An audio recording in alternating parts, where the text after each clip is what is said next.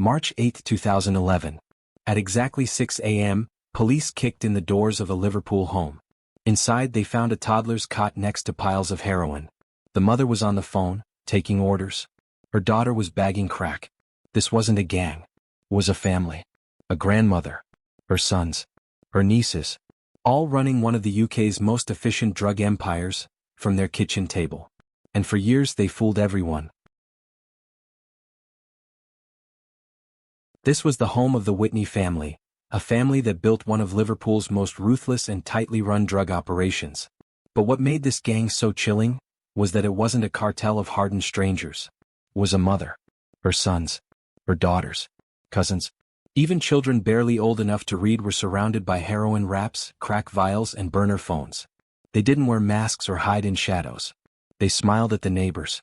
They hosted birthday parties. Their front door was always open, but not for the reasons you might think. What started as small-time dealing in Liverpool's alleyways grew into a family empire with an iron grip on local drug trade. They weren't flashy. No sports cars. No gold chains. Their empire hid in plain sight, operating under the noses of the very people they served tea to on Sunday mornings. But beneath that thin layer of normality was a drug distribution network moving hundreds of daily deals using coded calls, couriers, and safe houses. Often just rooms with cribs and crack pipes side by side. Nobody thought the Whitneys were capable of what they were doing.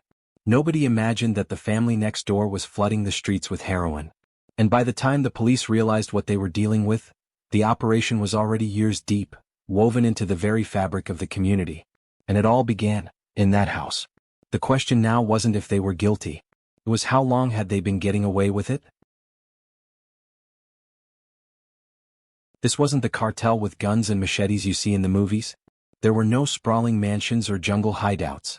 The Whitney family ran their operation out of small kitchens, dim staircases, and cluttered living rooms. But make no mistake, their system was precise, efficient, relentless. At the heart of the business was the graft phone, a simple pay-as-you-go mobile that rang off the hook every day. Customers, addicts from all over Liverpool, would call and receive instructions. Go to the alley off Townsend Lane, they'd be told. The runner will meet you there. No names. No questions. Just orders. This graft line ran up to 24 hours a day. Different phones, different postcodes, but the same operation. They called them drug lines. Each line could make thousands of pounds a week, and the Whitneys had multiple running at once. They used young runners, often addicts themselves or teenagers promised a quick 50 pounds. These foot soldiers were the face of the business. If the police made arrests, it was these kids who took the fall. Behind the scenes, the real orchestrators, Paul, Tony, Lisa, Francesca, stayed shielded. Orders were given from kitchen chairs, baby monitors played in the background while heroin was divided and bagged just meters away. The most disturbing part? Children were always close by. The Whitneys didn't just operate a drug business. They raised children inside it.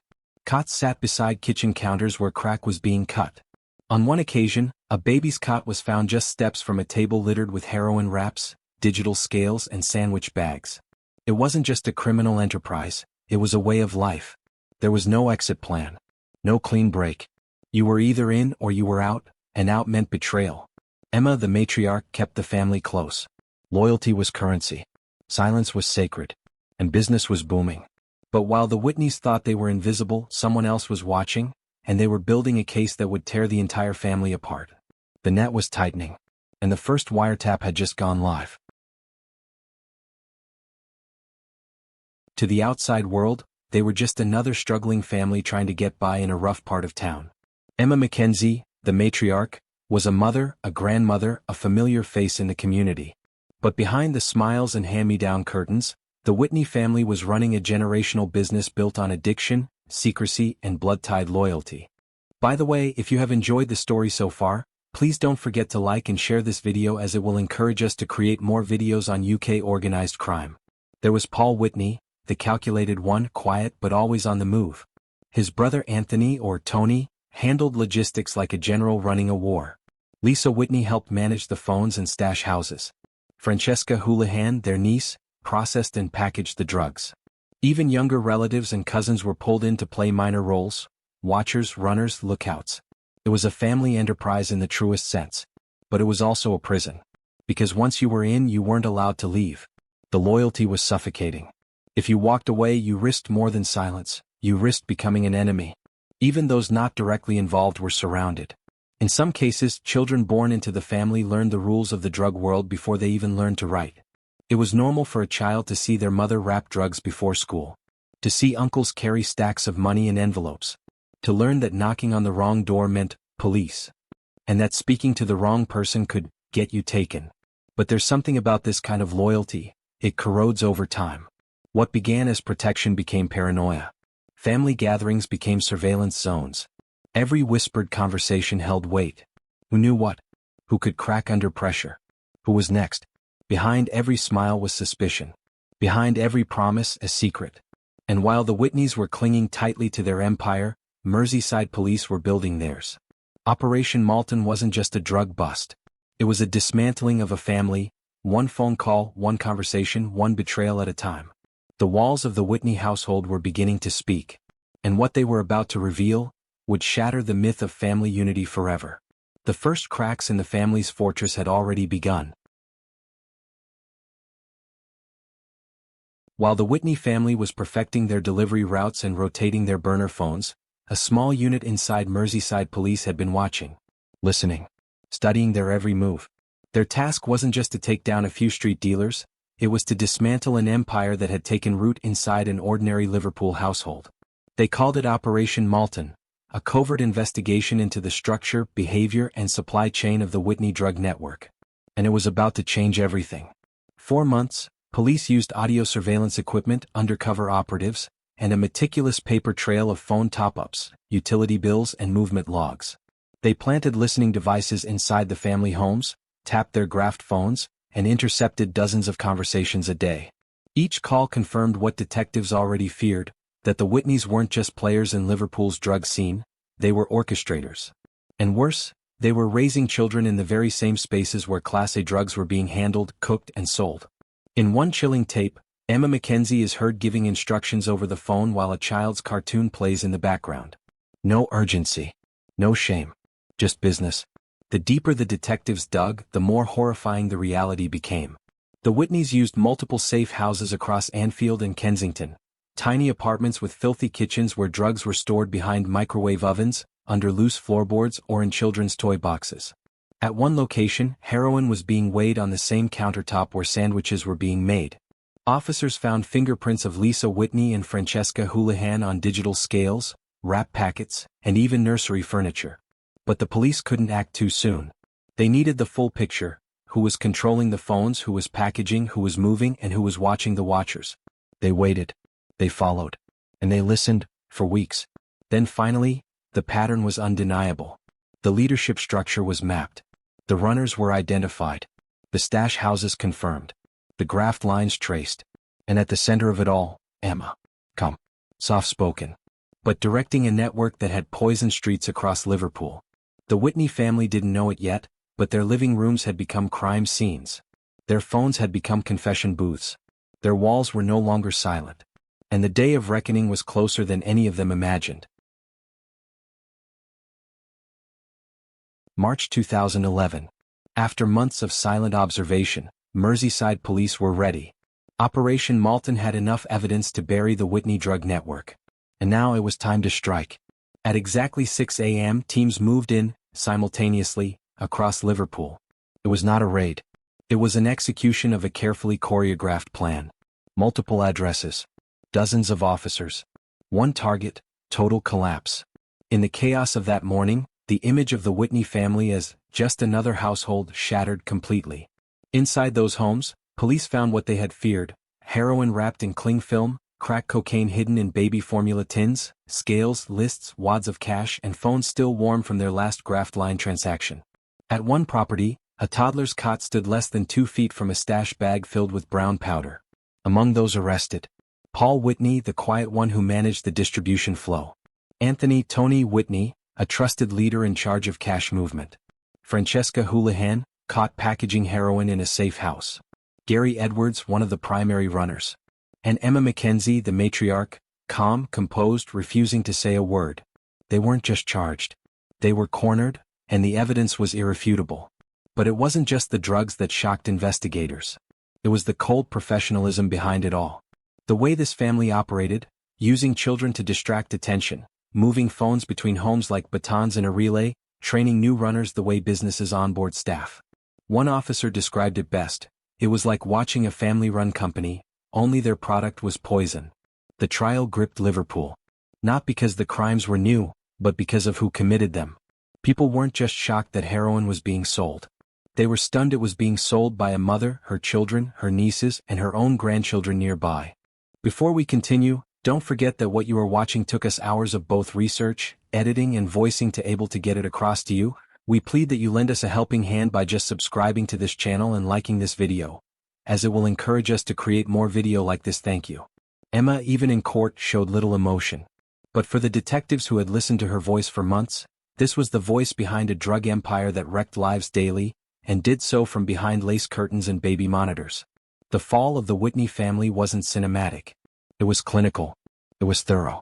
It was real. And as sentencing day approached, the city of Liverpool waited to see what justice would look like for a family that called heroin business as usual. After months of surveillance, 15 arrests, and the recovery of over 100 pieces of damning evidence, the Whitney family members stood before the court, not as a family mourning a loss, but as co-defendants in one of Liverpool's most disturbing drug cases. Each face in the dock told a different story. Shame, defiance, fatigue. But the evidence spoke louder than any of them ever could. The prosecution built a case that was ironclad. Every call from the graft phones was logged. Every wrap of heroin found had prints on it. Surveillance tapes showed Francesca Houlihan bagging crack while a baby cried in the next room. Phone records linked Tony and Paul Whitney to dozens of drop-offs. Witness testimonies, forensic evidence, and audio recordings laid bare a criminal network that operated with terrifying routine. The court was shown footage of runners being sent out with pre-weighed packages, often with children left unattended or nearby. One officer testified, "This was no disorganized street gang. This was a drug business, systematic, polished, and shameless."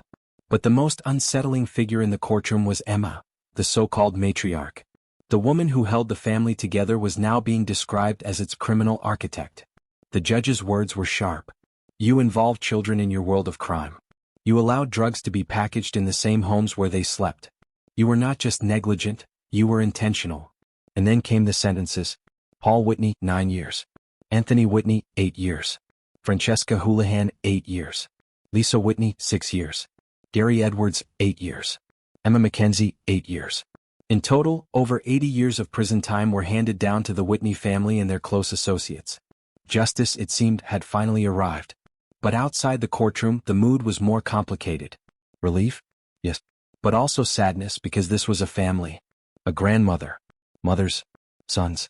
What do you do when home becomes the headquarters of harm? For the streets of Liverpool, the arrest of the Whitney Gang didn't end the drug trade. It simply took one family off the board. But it exposed a deeper truth, that sometimes crime doesn't come from strangers. Sometimes, it grows from within the very walls meant to protect us. The Whitneys were sentenced. But the cycle they helped spin still haunts the streets they left behind. It's just another terraced house now, weather-beaten, silent, unremarkable. But this address once held a secret that stained an entire community. Inside these walls, a family empire was built. Not on love. Not on legacy. But on poison. Today the house is empty.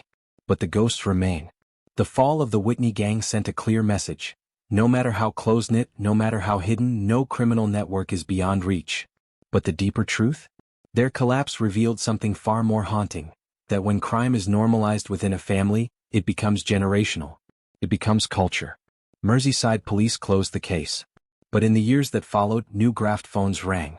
New runners took to the streets. And new children watched, listened, and learned. Because this wasn't just about drugs.